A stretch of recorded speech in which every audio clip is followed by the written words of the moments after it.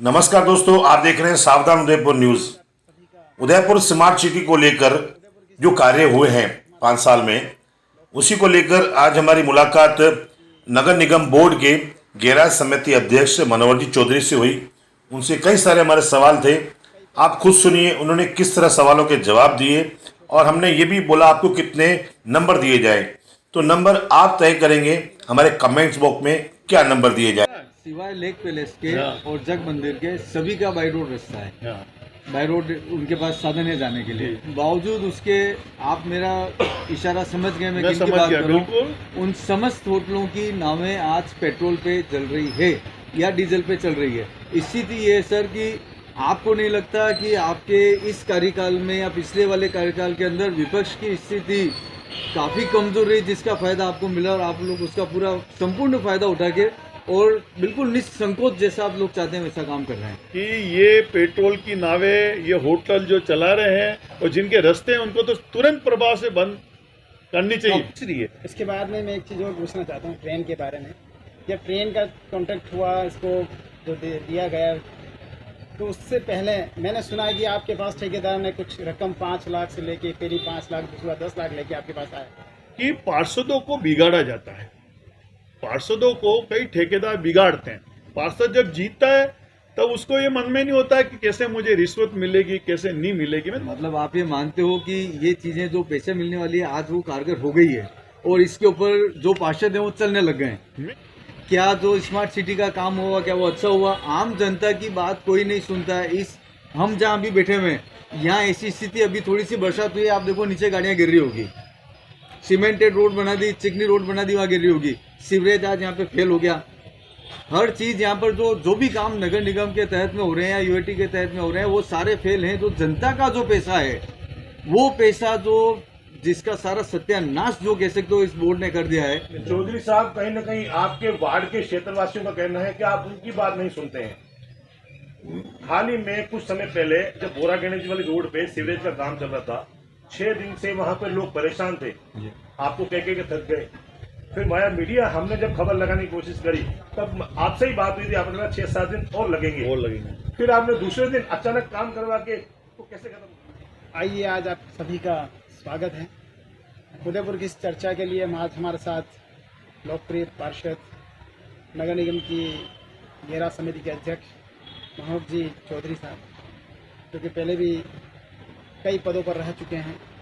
Party के कई पदों पर आपने सुशोभित किया है, युवा मोर्चा से लेकर पार्टी संगठन। आज नगर निगम के कार्यकाल को 5 साल 29 नवंबर को पूरे होने वाले हैं।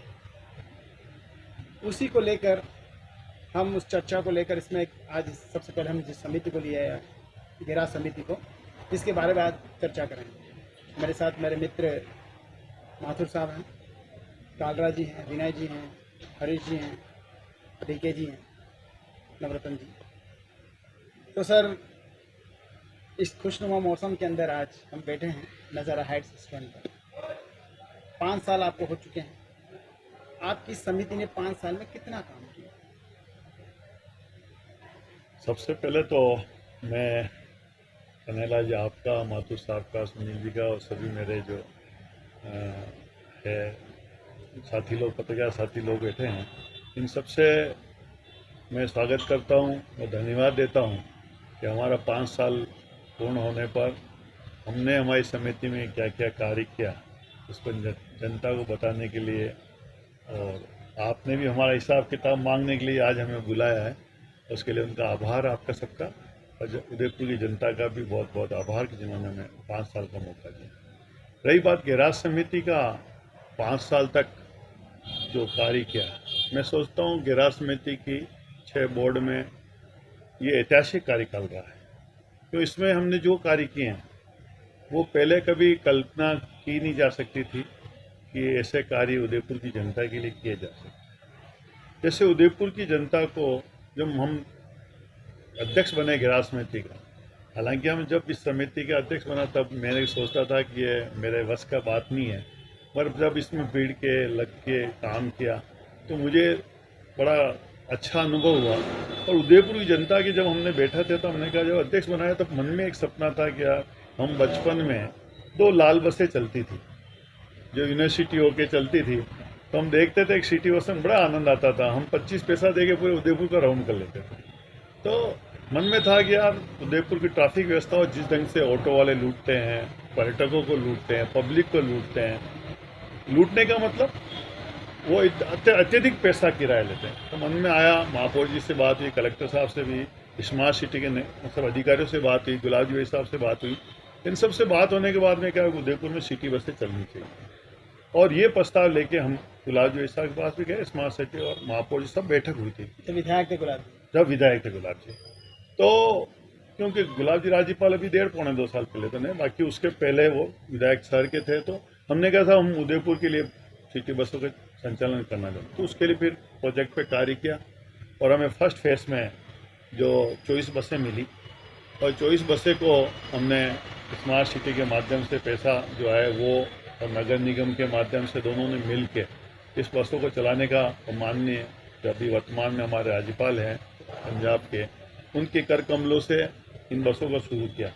और मैं कह सकता हूँ कि इतना सस्ता किराए में कि आदमी इस उदयपुर शहर में इधर से उधर जा सके, ये पहले कभी सोच ही नहीं सकते थे कि आज हम 5 रुपये में अगर यूनिवर्सिटी पे बैठी एक महिला कृषि मंडी जाकर या सब्जी मंडी जाके या रेलवे स्टेशन पे अपनी ट्रेन पकड़ने के लिए या अपने सिटी बस के लिए या हॉस्पिटल जाने के लिए अगर उसको ये सुविधा मिलती है, और वही महिला पहले या वही पुरुष पहले या बच्चे पहले कहीं जाते थे तो उनको 40, 50, 60 रुपये देना पड़ता था, और कभी कभी रात्रि में तो शाम के समय तो और पैसा बढ़ जाता था।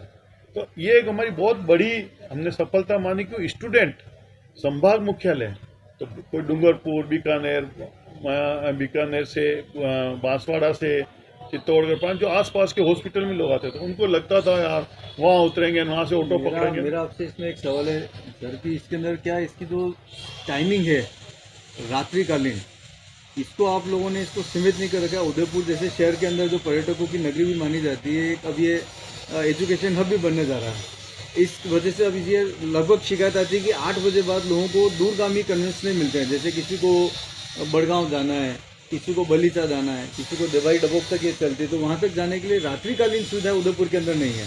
तो क्या आप लोगों ने इसके ऊपर कोई विचार नहीं किया कि ये सुविधा भी यहाँ की पब्लिक को मिले? जैसा आप बता रहे हैं कि स्टूडेंट हो गई, महिला हो गई, तो वो लोग एक सीमित दायरे में रह गए, 8 बजे 8:30 बजे बाद उनको कन्वेंस उपलब्ध नहीं होते हैं।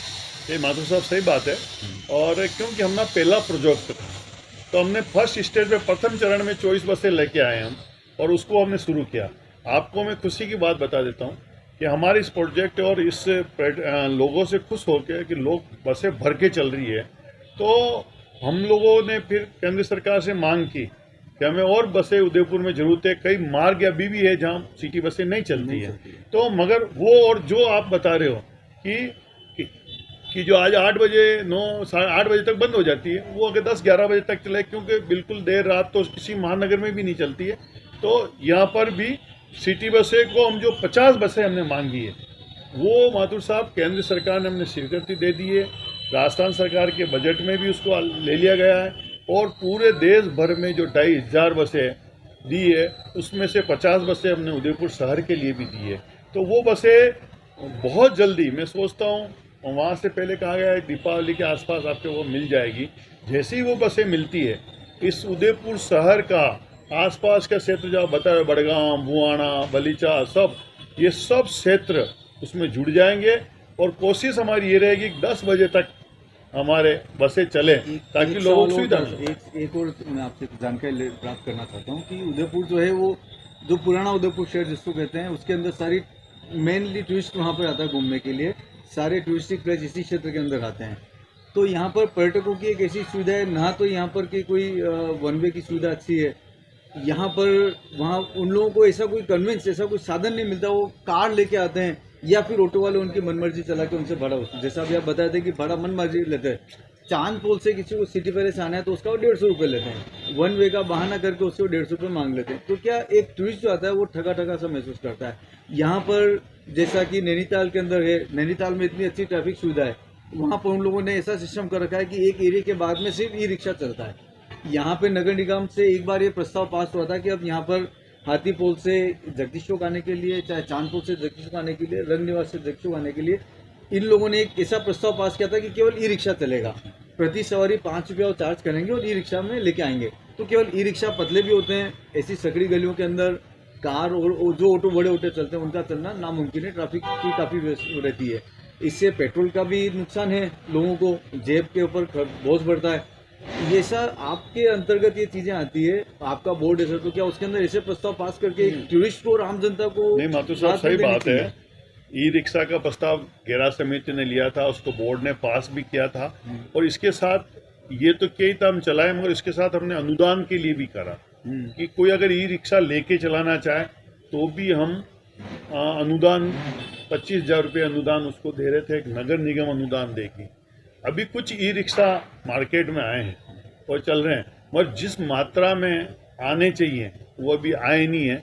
और निश्चित रूप से अभी एक प्रोजेक्ट बना है जिसमें शहर में सभी ऑटो बंद करने का प्रोजेक्ट चल रहा है, और वो जैसे ऑटो बंद होंगे तो ई रिक्शा को अपने आप कवरेज मिलेगा, उनको सहूलियत मिलेगी। ये जो आप बात बता रहे हैं तो पूरे उदयपुर शहर की बात कर रहे हैं। बिल्कुल। मैं जो ओल्ड सिटी उसकी मैं बात आपके कर रहा हूँ, जहाँ नहीं, पर मैं पर्यटक ओल्ड ज्यादा नहीं, आते हैं। मैं आप जो आपने मार्ग बताए ना वो तो हमने ले ही लिए हैं, वो तो हमने ले लिए हैं, उसके लिए कर रहे हैं। और अब तो शायद नगर निगम का जो प्रोजेक्ट गया उसमें तो ये है कि अगर रिक्शा कोई चलाएगा तो उसको पूरी की पूरी अनुदान हमारी तरफ से मिलने का एक प्रोजेक्ट है, ताकि लोगों को इसको बढ़ावा मिले ई रिक्शा को।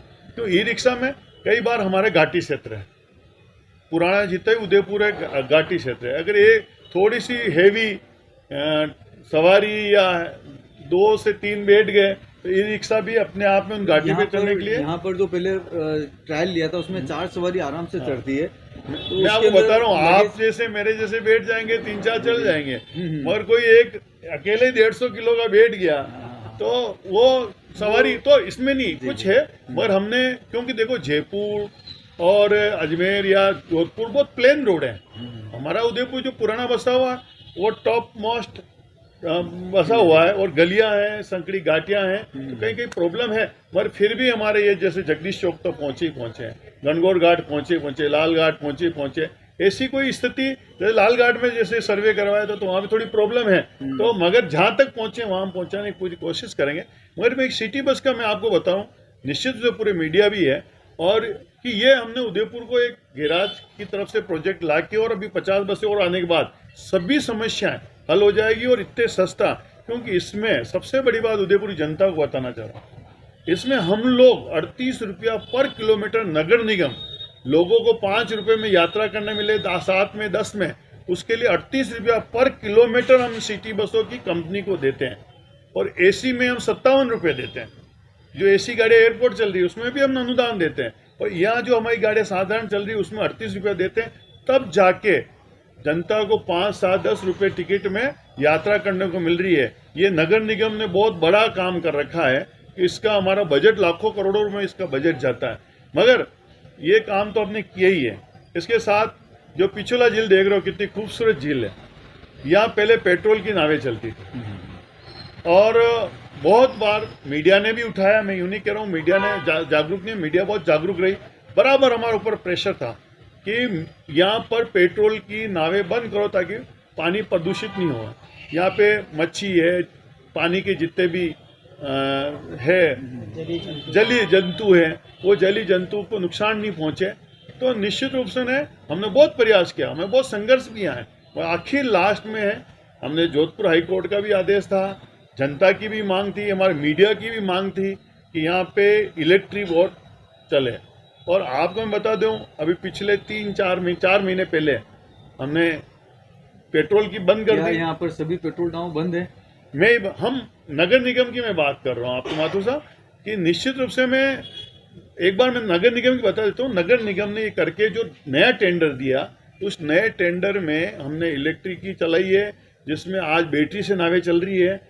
कोई, और हमें इतना डराया जाता था होटलों वाले द्वारा कि जो बड़ी बड़ी होटलें हैं उनकी नावें चलती, वो डराते हैं कि साहब एक्सीडेंट हो जाएगा, विस्फोट हो जाएगा, बैटरी फट जाएगी, एक्सीडेंट। फिर भी हमने कहा, हिम्मत की कि जो होगा। गाड़ी हम सब सवारियों का इंश्योरेंस भी होता है, सब चीज़ होता है। मैं क्यों, मगर आज 4 महीने में मुझे तो कोई दुर्घटना नजर नहीं। थोड़ी स्पीड जरूर नाव की उन नावों से थोड़ी कम है, मगर इसके कारण पानी में जो जलीय जंतु है, जो भी है, उनको नुकसान नहीं पहुँच रहा। रही बात, हमने एक बोर्ड में प्रस्ताव लिया था कि जो बड़ी बड़ी होटलों की, जो आप इशारा कर रहे हो, बड़ी बड़ी होटलों की नावें आज भी पेट्रोल से चल रही है, उनको बंद करने के लिए हमने एक प्रस्ताव नगर निगम में लिया था, इनको बंद किया जाए। जिनके हमने उसमें ये जरूर लिया था कि जिस होटल में अगर रोड है तो उन होटलों को बिल्कुल ही उनकी नावें बंद कर दी जाए, और जिनके रोड ही नहीं है उनके लिए हमने ये लिखा वो भी बैटरी से या इलेक्ट्रिक से चलने वाली, सौर ऊर्जा से चलने वाली नावें चलाएं।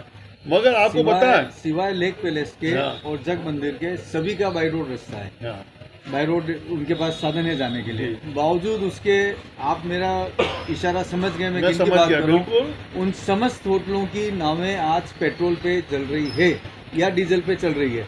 स्थिति ये है सर कि आपको नहीं लगता कि आपके इस कार्यकाल में या पिछले वाले कार्यकाल के अंदर विपक्ष की स्थिति काफ़ी कमजोर रही, जिसका फायदा आपको मिला और आप लोग उसका पूरा संपूर्ण फायदा उठा के और बिल्कुल निसंकोच जैसा आप लोग चाहते हैं वैसा काम कर रहे हैं? नहीं, देखो कहीं न कहीं है तो मैं मानता हूँ कि विपक्ष की जो सोच होनी चाहिए, जो उदयपुर के विकास के लिए अपना योगदान भी होना चाहिए, या कोई चीज़ गलत हो रही है तो उसके उठाने के लिए भी होना चाहिए। ऐसा काम करते हुए 5 लोग बैठते हैं, कोई निर्णय लेते हैं, तो उसमें कमी पेशी होती है। तो विपक्ष भी अगर बताए कि ये चीज़ ऐसी नहीं, ऐसी होनी चाहिए, तो अगर अच्छी होती है तो उसको सत्ता पक्ष भी उसको स्वीकार करता है और उसको लागू करता है। और हमारे यहाँ तो आप देख रहे हो कि पिछले 2 बोर्ड तो ऐसे रहे थे जिसमें 2 कांग्रेस के पार्षद या 4 कांग्रेस के पार्षद आते थे। इस बार तो फिर भी संख्या 22-23 की संख्या पहुंची। मगर मैं आपको बता रहा हूँ, आज भी कांग्रेसी लोग आपस में लड़ते रहे। क्यों? वो इसलिए लड़ते हैं। मैं माथुर साहब एक बार बताऊं, मेरी बात मैं खुला बोल रहा हूँ सर, कहीं ना कहीं विपक्ष सेट का हो नेता गए। भी नहीं बना हुआ, वो प्रतिपक्ष का है नेता ही भी नहीं नहीं सर। मिला। विपक्ष अब- आज आप मुझे बताइए विपक्ष कहाँ है? मैं यही बता रहा हूँ, पहले तो उन्होंने 12 मनोनीत पार्षद भेज दिए कि हमारे निर्वाचित कमजोर पड़े तो वो हो गए। फिर जो आज अभी आप जो शब्द इस्तेमाल किया कि सेट हो गए, ये हो गए, वो हो गए, ये तो उनका धर्म उनके साथ है। पर मैं ये कहना चाहता हूँ कि निश्चित रूप से उदयपुर के विकास के लिए चाहे विपक्ष हो या सत्ता पक्ष हो, वो दोनों ही मिलके अगर किसी विकास को आगे बढ़ाएं तो मैं समझो ज़्यादा अच्छा हो सकता है। और ये नाम वाला तो मैं आज भी कह रहा हूँ आपको कि निश्चित रूप से आपकी सबके मीडिया के माध्यम से कह रहा हूँ माथुर साहब कि ये पेट्रोल की नावें, ये होटल जो चला रहे हैं और जिनके रास्ते हैं, उनको तो तुरंत प्रभाव से बंद करनी चाहिए। कब? अब ये बता रहा, क्योंकि हमारे यहाँ जेल संरक्षण समिति बनेगी, वो उनकी मीटिंग होती है कलेक्टर साहब के साथ। हमने बोर्ड में प्रस्ताव पास किया, उसके बाद भी कलेक्टर ने उस प्रस्ताव को रोक दिया। ये आपको भी पता है, इनको भी पता है, आप सबको पता है। बोर्ड ने तो पास कर दिया, इनकी सबकी नावें 1 मार्च से बंद कर दी जाए। मगर कलेक्टर साहब ने कहा नहीं साहब, गणगौर फेस्टिवल आ रहा है, ये आ रहा, वो आ रहा है, थोड़ा मौका और दो, ये दो। फिर आप जानते ही हो कि हम लोग प्रस्ताव पास करने के बाद हमारे से ऊपर की ताकतें जो हैं बोर्ड के प्रस्ताव को रोकने की रखती है, वो भी कर सकती है, क्योंकि हमारे ऊपर भी है। उन लोगों ने इसको रोका। मतलब आप ये कहना चाह रहे हो कि भाई जनता के हितों को दरकिनार करके कुछ समूह ऐसे हैं जो ऐसा काम करते हैं जिससे जनता का तो हित है वो कहीं भी चाहे मतलब इधर उधर हो जाए, उससे उनको कोई परवाह नहीं है। मैं आपको सच कह रहा हूँ, पिछले 10 साल से उदयपुर के अंदर प्रगति के ऊपर इतना ब्रेक लगा है, आप विश्वास नहीं कर सकते सर कि उदयपुर जो 10 साल के अंदर जिस स्पीड से आगे बढ़ सकता था उस स्पीड से पीछे गए, आगे नहीं आए हैं। और पर्यावरण का कितना नुकसान मैं आपको एक कह सकता हूँ, हमारे बोर्ड ने तो निर्णय लिया कि ये पेट्रोल की नावें चाहे किसी भी होटल की हो। हाँ, ये बात आपने जो इसे कहा, जग मंदिर है, लेक प्लेस है, जिनकी रास्ता नहीं है, हमने साफ कहा चाहे वो लीला हो, कोई भी हो, बड़ी होटलें हों, जिनके भली कितनी भी अप्रोच हो, पर हमने तो प्रस्ताव पास करके भेजा। पर आगे अप्रोच तो उन्हीं की काम करिए ना, कुल मिला के आज उनकी नाव चल रही है। मतलब आपका मैं- जो फैसला हो तो नहीं गया। चुने हुए प्रतिनिधि बेबस है इन लोगों के आगे। मैं इसमें नहीं, हमने हमारा निर्णय लिया, हमने हमारा प्रस्ताव पास करके हमने नोटिस दिया, उसकी कॉपी दी कि इसको आपको 1 मार्च से बंद करना। ऊपर से एक कलेक्टर से आदेश आता है कि नहीं, आप अभी गणगौर का फेस्टिवल आ रहा है और उसके बाद आप इसको करें। गणगौर फेस्टिवल निकले हुए लगभग 4 से 5 मैं यही बताना आपको आगे चाह रहा हूँ। जी, क्या कलेक्टर साहब को नहीं चाहिए था कि उसको आगे बढ़ाते रहे, जेल संरक्षण समिति की बैठक होती और आप क्यों नहीं उसमें निर्णय लेते? किसके लिए बना रखी जेल संरक्षण समिति की, जो इतना जिलों के लिए इतना बोलते हैं? कोई और हाई कोर्ट ने भी उसमें 2-4 सदस्य नियुक्त कर रखे हैं। तो फिर वो लोग, हमने तो हमारा काम मैंने कहा ना सबसे पहले हमें ईमानदार होना चाहिए। तो हमने सबसे पहले नगर निगम ने, महापौर जी, उप महापौर जी, हम सब लोगों ने मिलके ये बेटी की नाव चला दी। ये हमने हमारे तरफ से किया। अब रहा बात वो, उसके लिए हम प्रयासरत हैं कि हम ये भी बंद हो। और आज भी कह रहा हूँ, इसके लिए कुछ भी करना पड़ेगा। आपके सामने कह रहा हूँ कि जनप्रतिनिधि होने के नाते और उदयपुर जनता का सदस्य होने के नाते इसको बंद होनी चाहिए और बंद कराने के लिए हम प्रयासरत रहेंगे। तीसरा काम मैं मेरी गैराज का बता देता हूँ कि हमने बच्चों की ट्रेन, आपको पता कई सालों से बंद थी और लोग तो भूल चुके थे कि अब कभी गुलाबाग में जैसे शेर, चीते, भालू सब गायब हो गए, ऐसे ही बच्चों की ट्रेन भी लगभग गायब हो गई। तो लोगों ने सोचा था अब उदयपुर गुलाबाग में कुछ बचा नहीं है, अब कभी ट्रेन चालू हो नहीं सकती। और आपको बता देते हैं, कई समस्या और कई चीज़ों के बावजूद भी हमने बच्चों की ट्रेन को शुरू की और उसमें भी हमने पर्यावरण का पूरा ध्यान रखा। उसको भी हमने, जो डीजल से चलती थी और धुआं निकलता था, वहाँ पे पक्षी वगैरह बैठे रहते थे, उनको होता था, जनता घूमने आती थी, उनके भी नाक में धुआं जाता था। तो हमने देश की ये तीसरे नंबर की सीएनजी ट्रेन है जो गुलाबाग में चल रही, जो प्रदूषण मुक्त है और सीएनजी से चलने वाली पहली, अपने उधर राजस्थान में पहली है, देश में तीसरी है। इसके बाद में मैं एक चीज़ और पूछना चाहता हूँ ट्रेन के बारे में। जब ट्रेन का कॉन्ट्रैक्ट हुआ, इसको जो दिया गया, तो उससे पहले मैंने सुना है कि आपके पास ठेकेदार ने कुछ रकम 5 लाख से लेके, पहली 5 लाख, दूसरा 10 लाख लेके आपके पास आया। नहीं, मैं इसमें ये नहीं है, इसका थोड़ा सा चेंज है मैटर। जब ये ट्रेन बनाई और बहुत संघर्ष थे, कई लोग रोज पटरी उखाड़ देते थे, कहीं पेड़ काटने वाला वो आता, कोर्ट में चले गए भाई यहाँ इतने पेड़ कट रहे हैं, ये ट्रेन सब, उसका प्रोजेक्ट ही इस बोर्ड ने आके पूरा नया प्रोजेक्ट बनाया। वो नया बना के हमने कोशिश की कि किसी समय ऐसा था कि 800 पेड़ कटेंगे, पर हमने जब ये प्रोजेक्ट बनाया, मुश्किल से 10 या 12-15 पेड़ को हमने हाथ लगाया।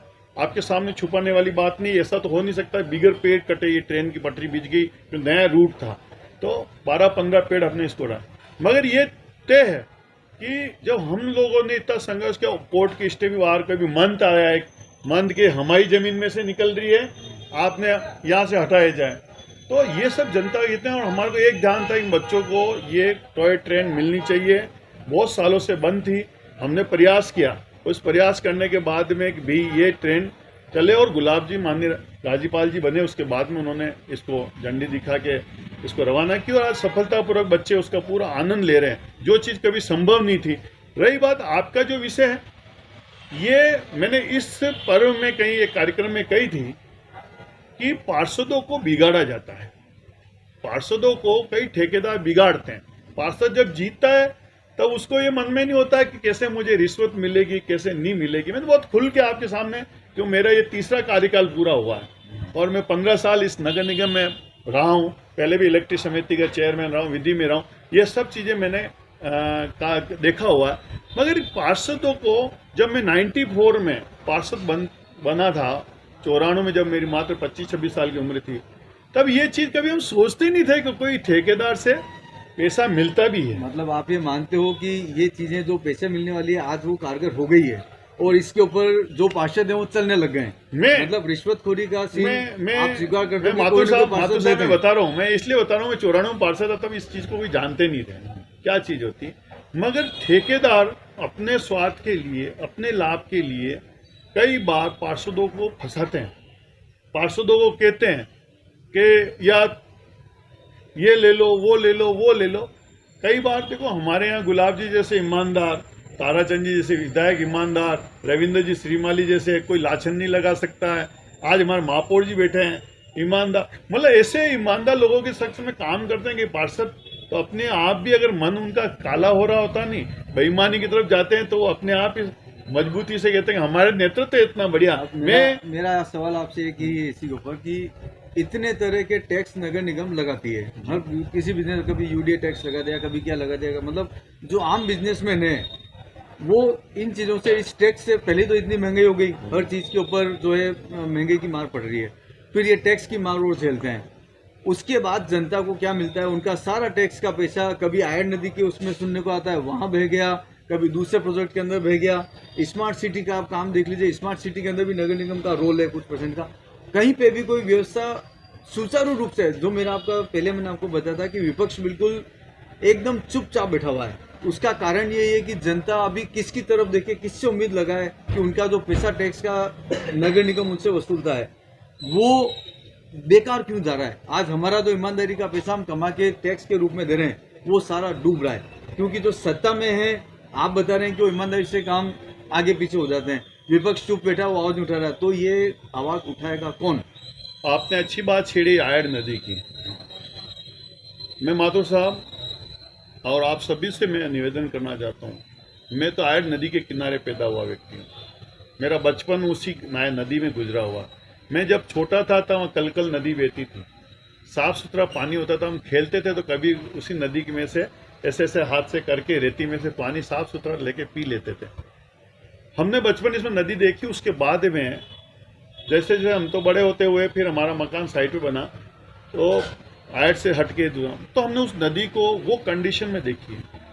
अभी जो आप बात कर रहे हो आयड नदी, शायद इस आयड नदी में मैं पार्षद रहूँ आयड में 99 से लगा के 2004 तक, तब मैंने इस आयड नदी में वो कंडीशन देखी कि माथुर साहब वो दारू पीने वाले उस नदी में बैठ के वो कांटे उजरे वहाँ बैठ के दारू पीते, अवैध काम करते, अनैतिक काम करते, दारू बेचते, वेश्यावृत्ति करते, वो सब उस नदी में होता था।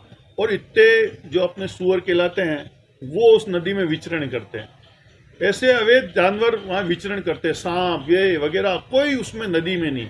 मैं कह सकता हूँ स्मार्ट सिटी का जो या 75 करोड़ रुपए का जो पैसा है जो पास हुआ है, उसके पहले गुलाब जी जब वर्तमान में उदयपुर में उस समय तात्कालिक विधायक थे, उस समय न तो स्मार्ट सिटी आई थी न कुछ भी नहीं आई थी। गुलाब जी ने एक बीड़ा उठाया कि इस आयड नदी को हम बढ़िया करेंगे, तो गुलाब जी भाई साहब ने इस नदी के करीब 20-25-100 मीटर के टुकड़े बनाए।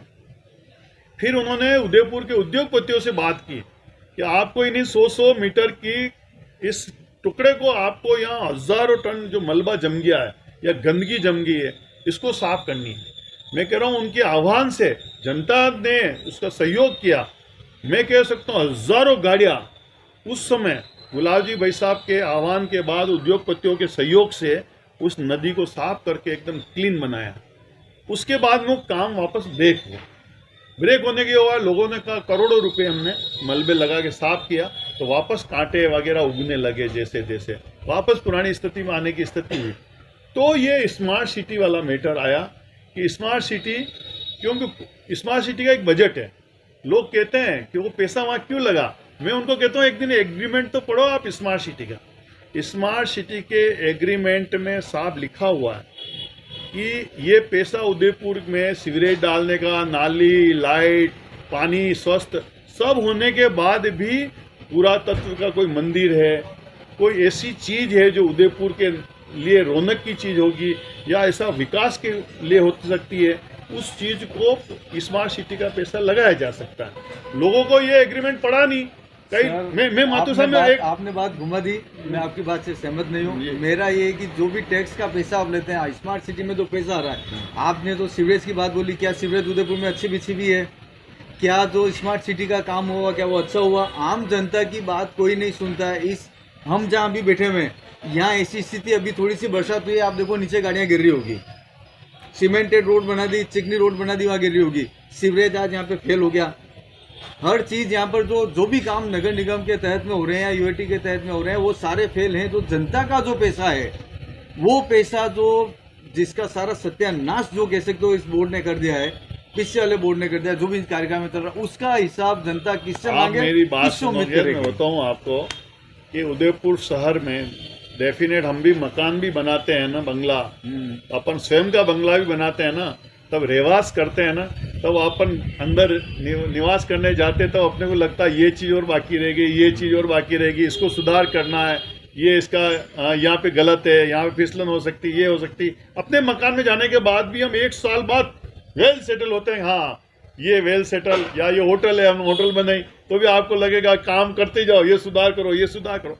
डेफिनेट मैं कह रहा हूँ स्मार्ट सिटी का वर्क हुआ, कमियाँ रही है तो उसको ध्यान, अच्छा ही बताइए सर, आप कमियां तो बोल नहीं, मैं कमियां जो कमियां रही है उसको ध्यान में आ रही है, उसको पूरा करते जा रहे हैं। जैसे वाला कौन है? जैसे आज मैं स्मार्ट सिटी का भी हमारे पीएचडी मंत्री आए थे, हम सब पार्षद गए थे और कन्हैयालाल जी चौधरी साहब थे, ताराचंद जी थे, रविंद्र जी थे, सब पार्षद थे स्मार्ट सिटी के भी। हम सब ने कहा भाई आपने ये वादा किया था 24 घंटा पानी देंगे। स्मार्ट सिटी ने जब सीवरेज बिछी थी, काम हो रहा था, 24 घंटा हम पानी देंगे। पर जब आज 24 घंटा पानी नहीं मिल रहा तो जनता कहती है, कहेगी, हमारे कान पकड़ेगी कि आप झूठ कैसे बोल रहे हैं, हमें 24 घंटे की बात की छोड़ो, हमें 2 घंटे ही बढ़िया पानी नहीं मिल रहा। चौधरी साहब, कहीं ना कहीं आपके वार्ड के क्षेत्रवासियों का कहना है कि आप उनकी बात नहीं सुनते हैं। हाल ही में कुछ समय पहले जब बोरा गणेश वाली रोड पे सीवरेज का काम चल रहा था, 6 दिन से वहां पे लोग परेशान थे, आपको कह के थक गए। फिर माया मीडिया हमने जब खबर लगाने की कोशिश करी तब आपसे ही बात हुई थी, आपने कहा 6-7 दिन और लगेंगे। फिर आपने दूसरे दिन अचानक काम करवा के तो कैसे खत्म करवाया? ऐसा है, जब हम क्या है कि पार्षद हैं, जनप्रतिनिधि, जब समस्या आती है तो कंपनी को कहते हैं, उस संस्था को कहते हैं भाई ये काम पूरा करो। वो संस्था हमें बताती है इतने दिन लगेंगे, हम तो काम करते नहीं, बताते हैं ये हो रही। वो गाड़ी 6 दिन तक वहाँ पड़ी रही। आपने मुझे फोन किया, मैंने कहा भाई साहब मैंने पूछा है, उन्होंने कहा इतने दिन और लगेंगे। फिर आपके फोन के बाद में मैंने उनको और कहा ताइट भाई हम जनता परेशान हो रही है, आपकी गाड़ी यहाँ पड़ी हुई है और ये काम आप अर्जेंट करो। तो चौधरी साहब, कहीं ना कहीं आप अपनी जनता को, वहाँ क्षेत्रवासियों को नहीं सुन रहे और मीडिया की एकदम सुन ली आपने। जब मीडिया की आवाज उठी तो आपने दूसरे दिन काम करवा। अच्छा, एक चीज बताओ सुनील भाई साहब, कि आपने कहा उसके पहले 6 दिन से गाड़ी काम कर रही थी वहाँ, आप ये बता दो। वासियों को ये नहीं, मुझे तो सिर्फ पाइप लगा के अंदर छोड़ दिया और 6 दिन तक गाड़ी वहीं खड़ी है बीच सड़क पे, नूनकोट चौराहे। मेरी बात सुनो, अगर मैंने वो कहीं वहां पे जाम था, पानी निकल रहा था, गाड़ी लगाई मंगाई और वहां पे काम शुरू करवाया और वो अंदर फंस गई, टेक्निकली जाम हो गई अंदर, अब फंस गई और निकल नहीं पा रही थी, तो उसके कारण हमने कहा निकालो इसको। कैसे? वो कि हम निकालेंगे पाइपलाइन बस्ट हो जाएगी। मेरे को जैसे भी बस्ट हो मुझे, मगर किसी चीज को, हम तो जनप्रतिनिधि हैं, टेक्निकल बारे में जितना वो लोग जानते उतना हम नहीं जानते, हम उनको काम करने का दबाव बनाते हैं। और ये आप नहीं कह सकते हो कि आपने जब कहा उसके पहले 6-7 दिन पहले मैंने वो काम शुरू करवा दिया। और रही बात जनता में, तो देखो अगर ऐसा हो तो 100% वोट भी न तो आज दिन तक अटल जी को मिले, न इंदिरा गांधी को मिले, न जवाहरलाल नेहरू को मिले। अब मेरा क्या किसी को नहीं मिले? कुछ न कुछ लोग तो होंगे। मेरा सवाल आपसे ये कि क्या आपको लगता है कि अभी जो इलेक्शन होंगे उसमें भाजपा का वोट वापस बनेगा? निश्चित 100%। और ऐसी क्या आप जो वादे आपको ऐसा लगता है कि ये बातें लेके हम जनता के समक्ष जाएंगे और जनता हमको वोट दे देगी और हमारा वोट वापस बनाएगी? जनता आपको क्यों चुनेगी? क्योंकि जनता पिछले 10 साल से त्रस्त है। नहीं माथुर साहब, देखो 10 साल से त्रस्त होती तो पिछला वोट भी नहीं बनता। अगर हुआ है हमारी 44 मोदी लहर चल रही थी सर, तो मोदी लहर की वजह से काफी फायदा, ये तो आपको मानना पड़ेगा कि मोदी लहर की वजह से हर इलेक्शन भाजपा यहाँ पे जीत जाती है। मेवाड़ के अंदर, हम मेवाड़ की बात करते हैं, मेवाड़ के अंदर हमेशा मोदी लहर की एक ऐसी वेव आती है, उस समय अचानक कहाँ से आ जाती है और जनता का मन बन जाता है और वापस भाजपा का वोट ले आती है और वो उसी चीज को वापस अगले 5 साल फेस करती है। तो क्या आपको ऐसा लगता है कि भाई हम इस बार क्या ऐसा लेके जाएं कि क्या, या फिर मोदी लहर ही काम करके आपको बिना काम के जीता देगी? नहीं, मोदी जी से हमारे राष्ट्र के सर्वश्रेष्ठ लीडर हैं और सबके लीडर हैं, उनका तो नाम ही, वो तो राष्ट्र, वो राष्ट्र के लिए काम कर रहे हैं, वो तो जनता के मन में है। मगर एक चीज मुझे बताओ, अगर मोदी जी की लहर थी तो इसके पहले लहर या मोदी जी के नाम से वोट मिलते हैं, तो कांग्रेस की सरकार कैसे आएगी? मुझे बताओ, आप ये नहीं कह सकते। मैं ये कह सकता है गुलाब जी की लहर है, मैं आपको बहुत स्वीकार करता हूँ। क्यों? गुलाब जी यहाँ जब रहते हैं, टिकट बांटते हैं पार्षदों के, तो वो एक को बजा के टिकट बांटते कि जीत सकता कि नहीं जीत सकता। रही बात दूसरी, साहब माथुर साहब, मैं आपको कह रहा हूँ, वो टिकट देने के बाद भगवान भरोसे कांग्रेस वाले छोड़ते हैं, वैसे वो नहीं छोड़ते हैं। वो उन जो पार्षद प्रत्याशी होते हैं ना कि ये कमजोर पड़ रहा है, ये तो स्वयं उस जगह वोट मांगने जाते हैं गलियों में। तो क्या इस बार भी गुलाब जी का मतलब रोल रहेगा? नहीं, मैं इसी का अभी आ रहा हूँ सुनील वैसा कि वो मांगते हैं, इसीलिए ये 6ठी बार जो हमारे बोर्ड मतलब बना है, तो वो कांग्रेस के नेता पार्षद का टिकट देने के बाद कभी गली में नहीं आता है, वो भगवान भरोसे छोड़ देता है। यहाँ हमारे गुलाब जी हो, उसी का फायदा आपको मिल रहा है कि विपक्ष इतना कमजोर है, लाचार है कि इसका बेनिफिट आप उठा के देखो, कुछ तो वोट बने जा रहा है। कुछ तो आप परसेंट मान ही लो कि विपक्ष कुछ नहीं है, नाजोगा है, इसीलिए फायदा तो मिलता ही है। आज कोई क्रिकेट की टीम है, बिल्कुल ही कमजोर खिलाड़ी खेल लेंगे तो जीतना ही है जो हेवी है उसको, मगर यहाँ गुलाब जी भाई साहब का बहुत बड़ा रोल ये बोर्ड बने उसमें होता है। एक तो उस पार्षद के लिए गली गली घूमते, वोट मांगने की इतना बड़ा आदमी, वो लोग कहते हैं गुलाब जी गलियों में घूमते हैं, वो जनता से। मैंने एक बार उनसे प्रश्न किया, क्योंकि भाई साहब लोग आपको कहते हैं आप छोटे छोटे हैंडपंप ट्यूबवेल के उद्घाटन करने जाते हो, ये करने जाते हो। वो कि मैं विधायक हूँ उदयपुर शहर का, मैं अगर एक पनघट का उद्घाटन करने जा रहा हूँ, अगर वहां 100 व्यक्ति इकट्ठे हैं तो मैं विधायक के नाते वो 100 लोग मेरे से मिलेंगे, मैं उनको उद्घाटन करने जाऊंगा ही नहीं। गली में तो पनघट ही होगा या नाले ही होगी या छोटे मोटे काम ही होंगे, बड़े काम में तो वो मिल ही नहीं सकते मोहल्ले के लोग। लेकिन सर वो जन सुनवाई नहीं करते हैं, जनता की समस्या वहीं की वहीं है। जन वो आप लोगों के लिए जन प्रतिनिधि के लिए खड़े, लेकिन जनता के लिए वो कब खड़े होंगे? मैं निश्चित कह रहा हूँ माथुर साहब, जनता वो जब विधायक थे यहाँ तो 2 घंटा वो रोज पार्टी वाले शनिवार संडे जब भी जयपुर से आते थे। विधायक वो काम क्यों नहीं करते हैं? नहीं। जो उन्हीं के शागिर्द हैं, उन्हीं की आज वो चल रहे हैं, आज भी ताराचंद जी 2 घंटा जब उदयपुर में होते हैं तो पार्टी वाले जन सुनवाई करते हैं, हमारे सांसद महोदय जन सुनवाई कर रहे हैं, सभी करते हैं। पर मैं सुनील जी की बात कह रहा हूँ कि वास्तव में अभी गुलाब जी भाई साहब राज्यपाल बन गए, जो आने वाले चुनाव हैं, राज्यपाल अगर वो रहेंगे तो वो नहीं आ पाएंगे, वो हमारे को जिताने के लिए नहीं आएंगे, उनकी कमी खलेगी, हमें 100% उनकी कमी खलेगी। मगर उन्होंने हम लोगों को ऐसा तैयार कर दिया कहीं न कहीं कि हम लोग वोट वापस लाएंगे। चुनाव के आसपास गुलाब जी यहीं रहते हैं उदयपुर में। ठीक है, देखो हमारे संरक्षक भी हैं पार्टी के, आज हम लोगों को तैयार, गुलाब जी ने इतनी बड़ी फौज तैयार कर दी, ताराचंद जी, रविंद्र जी, युधिष्ठिर जी, कुमार रजनी जी, डांगी, सब, मतलब आप हो जितने बड़े लीडर है, मैं भी उनका ही शिष्य हूँ, उन्होंने मुझे तैयार, तो वो फौज अब काम कर रही है। मगर ये बात मैं आज भी कह रहा हूँ कि देश में जैसे कांग्रेस की हालत है, वैसे ही उदयपुर में कांग्रेस की हालत है कि यहाँ उनको संभालने वाला नहीं है, न उनका सोच है। अभी आपने कहा था लोग जाके कांग्रेस के पास से सेट हो जाते हैं, और हो जाते हैं, वो उनकी गलती है, उनकी कमी है, उनको सेट होना नहीं चाहिए। मगर मैं आपको बताता हूँ हमारा बोर्ड कितना बढ़िया सोचता, हमारे गैराज क्या सोचा, यहाँ प्रदूषण बढ़ रहा था, आए दिन पर्यटकों की गाड़ियां बढ़ रही थी। हमने आज हर चौराहे पे, बड़े बड़े चौराहे पे, चाहे वो सूरज पोल हो, चाहे चेटक हो, हमने एंटी स्मोक गन का स्थापना की। आज इसके कारण इतने प्रदूषण चलती क्यों नहीं? चलती है, वो गाड़ियां जो पड़ी है ना, वो चल रही है। अच्छा, वो चल रही है, वो बंद नहीं रहती, वो बराबर चलती है। आप उसका निगम की तरफ से उसका प्रमोशन करके जनता के साथ ये मैसेज क्यों नहीं पहुंचाते जनता के समक्ष भी निगम ये काम कर रहा है? अभी कुछ समय पहले हमने स्थापित की, वो तो है ही है, मगर उसके अलावा हमने रोडों पे चलाई थी, तो उसका जो पानी गिरता है ना रोड पे, उसके कारण कई लोग स्लिप हो रहे थे। आपने भी सुना होगा स्कूटर से स्लिप हो जाते हैं, वो पानी की फुहारें पड़ती है ना, रोड गीली होती है, अपन जानते हैं पहली बारिश होती है, सबसे ज्यादा स्लिप होते हैं लोग। तो उदयपुर में एंटी स्मोक गन से ज्यादा जरूरत है फॉगिंग मशीन की, और फॉगिंग लगभग आज की तारीख में बंद है, और डेंगू अपना पूरा कमाल दिखा रहा है। नहीं, देखो मेरी एक चीज मैं आपको बता देता हूँ, हमारे पास 2 फॉगिंग मशीनें चल रही है, 70 वार्ड है।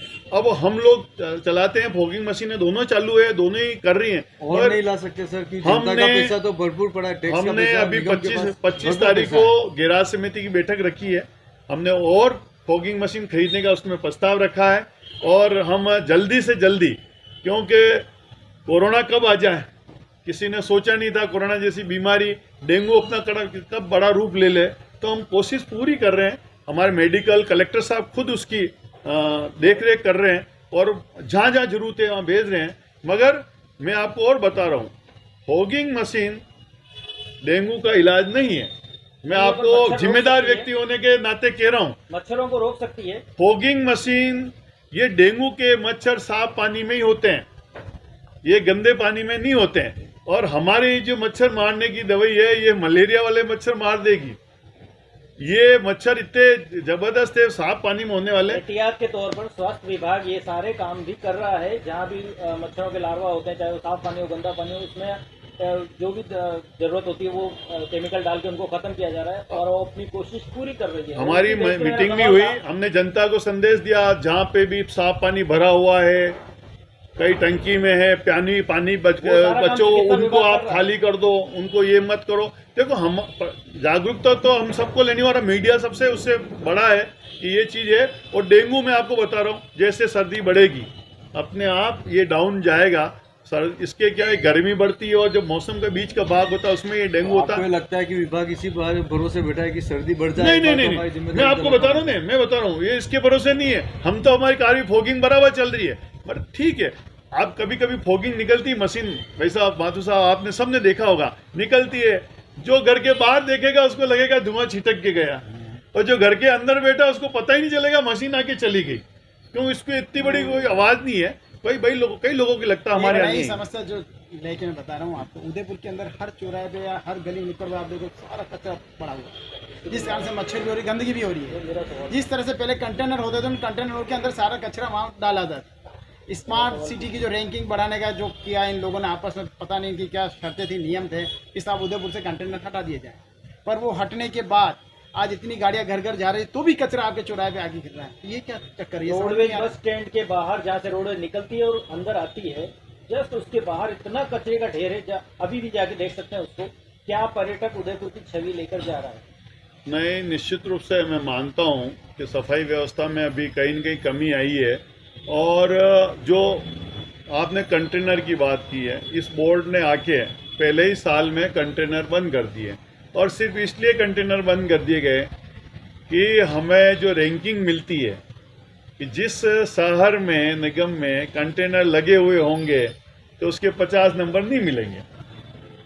ये एक था कि जहाँ कंटेनर लगे तो निर्णय किया, स्वास्थ्य समिति के सभी सदस्यों ने निर्णय किया, महापौर जी ने निर्णय किया कि कंटेनर शहर भर से हटा लिए जाए, सिर्फ 50 नंबर बढ़ाने के लिए कि हमारा 50 नंबर बढ़े, ताकि ये जो आप गाड़ियों को जब डोर टू डोर भेजते हैं, वो जो एक शुल्क वसूलते हैं जी, हमारे यहाँ पे 5 गाड़ियाँ आती है। 5 गाड़ियों की पहली बात तो क्या जरूरत है, 2 गाड़ियाँ काफी है। वो 5 गाड़ियाँ किसी न किसी रूप में शुल्क, जैसे कॉमर्शियल प्लेस है उनसे काफी दुगना तिगुना शुल्क वसूलती है। इसकी शिकायत कई बार कर दें तो भी कार्रवाई नहीं होती है। अतिरिक्त शुल्क लेने का क्या रीजन है?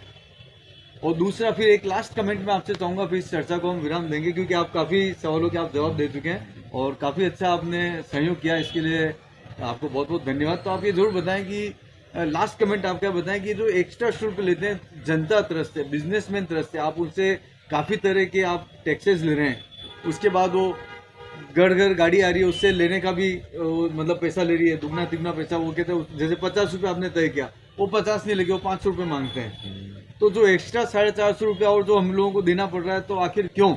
इसमें ईमानदारी क्यों नहीं है, जबकि आपने एक प्रतिनिधि उसके साथ लगा रखा है वसूली के लिए? नहीं, तो निश्चित दुगनी वसूली क्यों? माथुर साहब बिल्कुल सही है। मैं एक चीज़ और बताना चाह रहा हूँ, वैसे ये मैटर स्वास्थ्य समिति का है, मगर क्योंकि 20 रुपया हमने पर मंथ घरों से तय कर रखा है कि 20 रुपया हम पर मंथ घर से लेंगे, साल के 240 रुपये लेंगे। इससे ज़्यादा अगर एक भी रुपया कोई भी एजेंसी लेती है तो वो उनके खिलाफ कार्रवाई होनी चाहिए, क्योंकि अधिकार भी नहीं उनको 20 रुपये से ज़्यादा। रही बात कॉम्प्लेक्स की, कॉम्प्लेक्स की रेट उन्होंने स्वास्थ्य समिति ने अलग तय कर रखी है, ज़्यादा तय कर रखी है उन्होंने, तो वो वहाँ के संस्था के माध्यम से ओके। और मगर हाँ, कहीं न कहीं ये शिकायत जरूर कॉमर्शियल में आती है कि कॉमर्शियल होटलों का कचरा है, दुकानों का कचरा है, कहीं 150 तो कहीं 250 तो कहीं 450 कहीं 750, मतलब उसका कोई एक जैसा शुल्क नहीं लिया जाता है। ये हमारे पास भी शिकायत आती है, हमने बोर्ड में भी कई बार बोला, हमने पारस जी को भी कई बार बोला कि भाई साहब इसको दिखवाओ कि ये चीज़ें होती है, गंदी है, अच्छी चीज़ नहीं है, एक जैसी रेट होनी चाहिए। जनता को तो ये मैसेज जा रहा है कि निगम का ये जो बोर्ड है ये भ्रष्ट है, क्योंकि हर जगह वो पैसा की ही बात करते हैं, भ्रष्टाचार में लिप्त है, इसीलिए जनता त्रस्त है।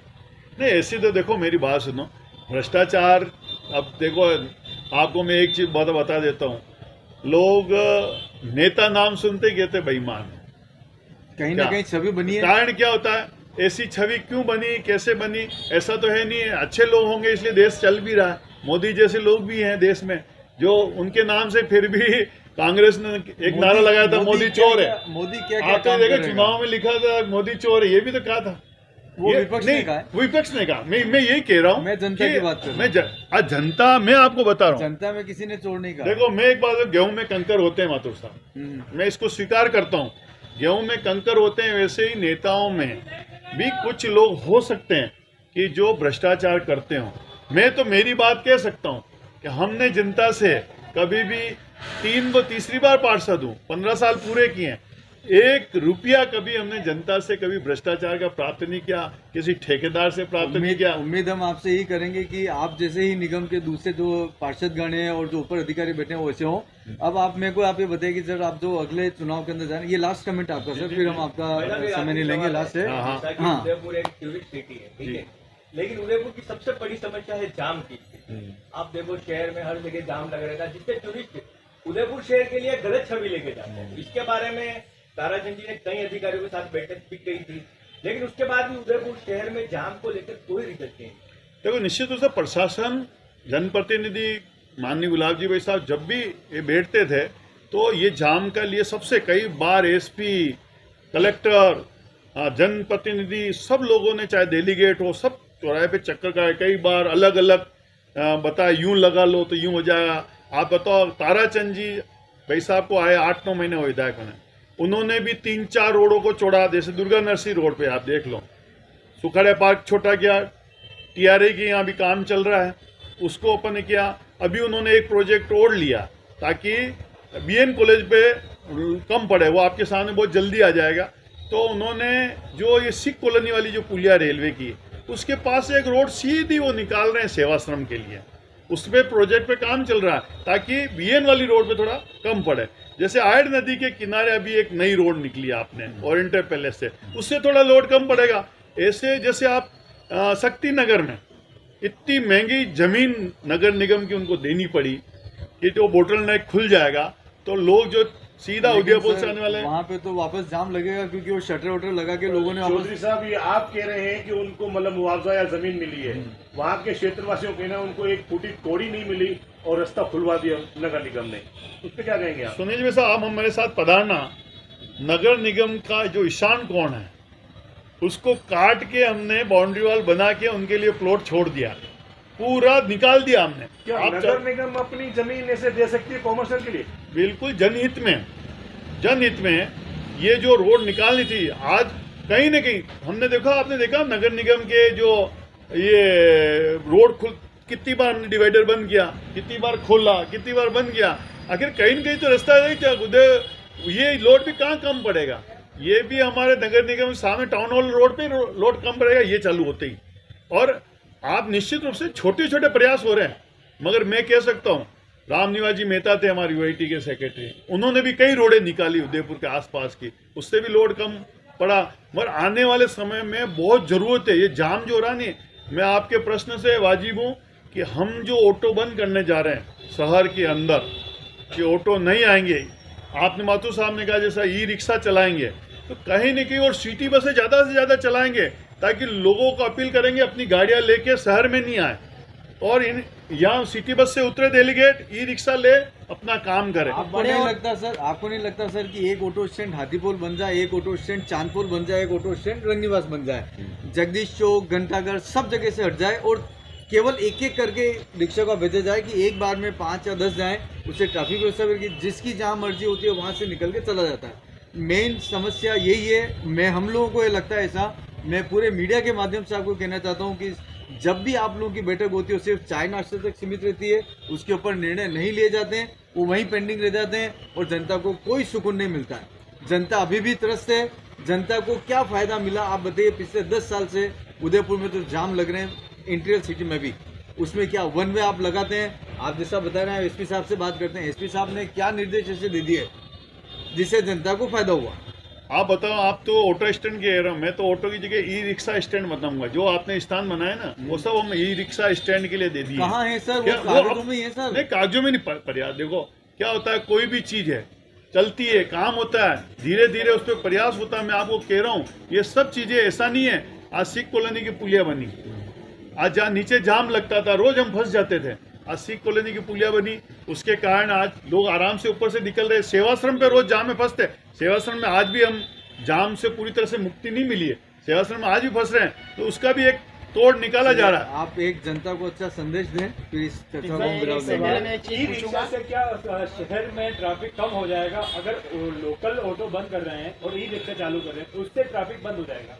ई रिक्शा का से तो मूल उद्देश्य प्रदूषण मुक्त शहर रखना और हमने अभी आप आए नहीं उसके पहले हमने बताया था हमारी 50 सिटी बसें और आ रही है और हम चाहते हैं हर 10-15 मिनट में सिटी बस लोगों को मिले ताकि लोग अपने घर से गाड़ियाँ लेके नहीं निकले।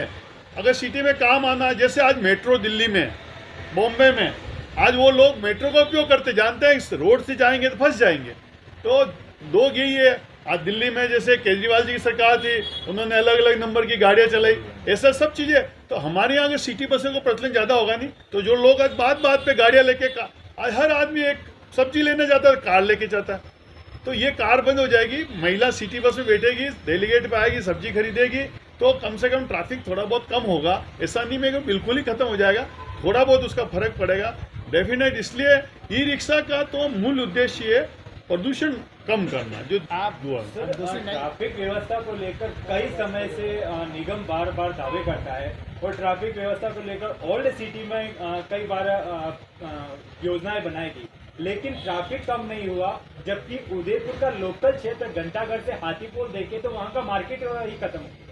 नहीं, उस पर देखो आप क्या कहना चाहेंगे? देखो डेफिनेट ट्रैफिक व्यवस्था उदयपुर शहर पुराना बसा हुआ है, सभी रोडें बहुत संकड़ी उदयपुर ओल्ड सिटी में है, बाहर की सिटी में की बात करते हैं, मेरा सवाल ओल्ड सिटी की बात करते हैं, लेकिन ओल्ड सिटी में देखें तो आज घंटाघर, जगदीश चौक और हाथीपोल के बीच में मार्केट खत्म हो चुका है, जबकि पूरा मार्केट सिटी से बाहर की तरफ ट्रांसफर हो गया। यहाँ जो स्थिति हो चुकी है ओल्ड सिटी में कि लोगों को पलायन करना पड़ रहा है, उस पर लेकर आप क्या कहना चाहते हैं? नहीं, बिल्कुल आपकी बात से मैं सहमत हूँ।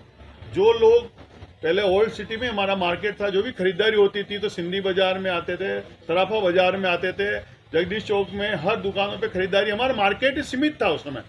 ना उस समय किसी समय न तो हिरणमंगरी होती थी, न सौभागपुरा की रोड होती थी। आज सब बड़े बड़े शोरूम इन रोडों पे चले गए। और दूसरा मेरा ये कहना, कारण है कि जो लोग हैं ना वो देखेंगे मैं गाड़ी लेके जाऊंगा, घंटाघर कहाँ खड़ी करूंगा, उसके मन में मार्केट खत्म होने के पीछे पार्किंग है और पार्किंग नहीं मिलने के कारण आप ये उम्मीद करेंगे कि आप इसके ऊपर काम करेंगे और अच्छी एक सुविधा देकर जनता के मन में विश्वास पैदा करेंगे कि हाँ ये जो बोर्ड है अच्छा काम कर रहा है। अब आप जनता से एक अपील आप करना चाहें तो आप जरूर एक अपील करें। मैं एक चीज़ लास्ट में पूछूंगा, आप अपनी समिति को कितने नंबर देना चाहेंगे? आप अपने काम को, अपनी समिति को। मैं तो देखो गैराज समिति का 5 साल अध्यक्ष रहा हूँ, पूरे मन से मैंने काम किया है, पूरा समय दे के काम किया है और निश्चित रूप से हमने कोरोना में भी हमारी समिति ने बहुत ही महत्वपूर्ण भूमिका निभाई थी। कई जगह हमने फुहारे लगाए, ये लगाए, ये सब समिति के द्वारा किए गए। पर मैं कह सकता हूँ कि आप पूरी जो टीम बैठी हुई है उसके सामने कि गैराज समिति का जितना अच्छा काम हम कर सकते थे उतना हमने किया।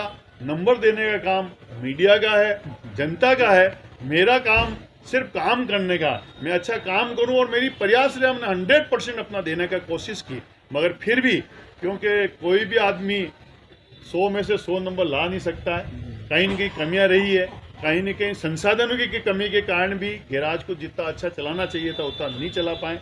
मगर फिर भी मैं कह सकता हूँ मेरे कार्य से मैं संपूर्ण रूप से संतुष्ट हूँ। मैं जनता को मैं कहना चाहता हूँ जितनी अच्छी बातें आज हमारे से पूछी गई, मैं चाहता हूँ जो भी जनप्रतिनिधि आए हैं आने वाले समय में जो ये समस्या हैं शहर की वो निश्चित रूप से पूरी करेंगे और हम बराबर प्रयास करेंगे, चाहे हम जनप्रतिनिधि रहे नहीं रहे, आप सबके साथ मिलके उनकी बातों को जगह जगह पर और प्रमुख जगहों पे उठाते रहेंगे। धन्यवाद।